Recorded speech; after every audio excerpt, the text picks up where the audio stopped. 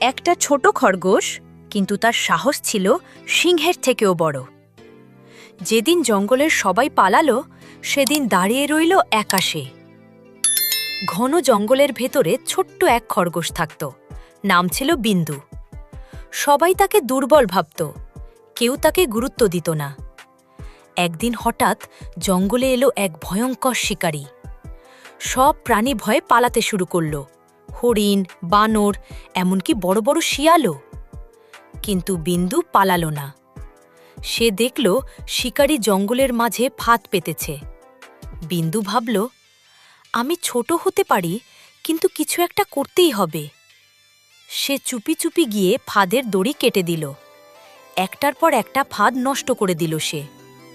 পরদিন শিকারী এসে দেখে সব ফাঁদ নষ্ট। রেগে গিয়ে সে জঙ্গল ছেড়ে চলে গেল। সব প্রাণী অবাক হয়ে গেল। যে খরগোশকে তারা দুর্বল ভাবত, সেই তাদের জীবন বাঁচালো।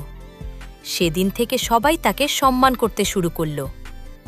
শিক্ষা: শরীর না, সাহসী আসল শক্তি।